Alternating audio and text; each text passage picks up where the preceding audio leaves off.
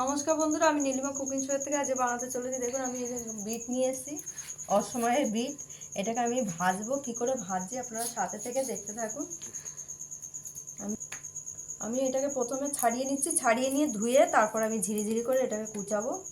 কুচিয়ে কী করে ভাজছি আপনারা সাথে থেকে দেখতে থাকুন। এই দেখুন বন্ধুরা, আমি এই যে ঘষে নিচ্ছি, পুরো এতটা ঘষা গেছে, লাস্ট এটা বাকি আছে। নমস্কার বন্ধুরা, আমি আজকে নীলিমা কুকিং শো থেকে বানাতে চলেছি। দেখুন এই যে আমরা তো সবসময় পুঁই শাকের চচ্চড়ি খাই বা পুঁই শাকের পাতা বেসন দিয়ে ভাজি। আমি আজকে শুধু শাকের মতন ভাজবো। আর এই যে আমি সব ডান্ডিগুলোকে কেটে বাদ দিয়েছি, কারণ এগুলো কচকচ করে, এগুলো গলে না ভালো পাতার ডান্ডি। আমি এগুলো শাকের মতন করে কেটে কুচিয়ে ভাজবো। খুব টেস্ট হয়, খুব সুন্দর লাগে, একদম রস টানিয়ে তেল বেরিয়ে আসবে, তখন নামিয়ে দেবো। শাকের মতন খুব টেস্ট হয়।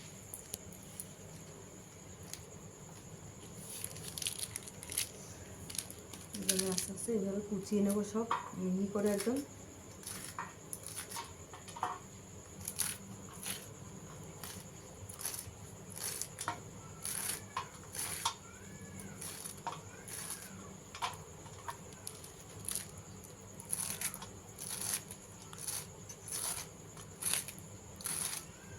এই যে এইভাবে আমি সব কুচিয়ে নেব।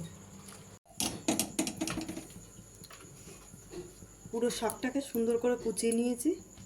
দিয়ে দিচ্ছি পরিমাণ মতন তেল। গরম হয়ে গেছে, দিয়ে দিলাম কাঁচা লঙ্কা। আর কিছু দেবো না, তেলের উপরে কাঁচা লঙ্কা খালি।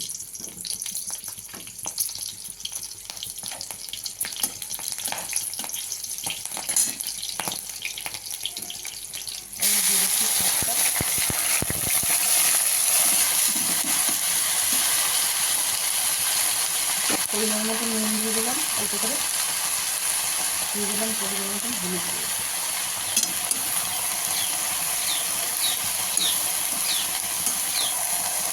নেড়ে চেড়ে আমি ঢাকা দিয়ে দেবো।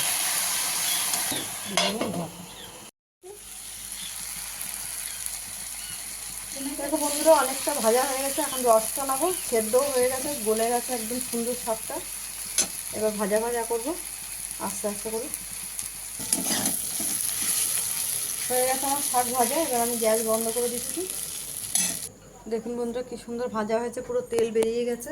আর একদম কড়া করে ভেজে দিয়েছি। খুব ভালো লাগে, টেস্ট লাগে। আপনারা চাইলে বাড়িতে করে খেতে পারেন। আর ইউটিউবে আপনারা নীলিমা কুকিং শোটিকে আপনারা সাবস্ক্রাইব, লাইক, কমেন্ট, শেয়ার করে দেবেন। আর ফেসবুকের বন্ধুরা আপনারা লাইক, কমেন্ট, শেয়ার করে দেবেন। আর নীলিমা কুকিং শো বলে পেজ খোলা আছে, ওখানে ফলো করে লাইক, কমেন্ট, শেয়ার করে দেবেন।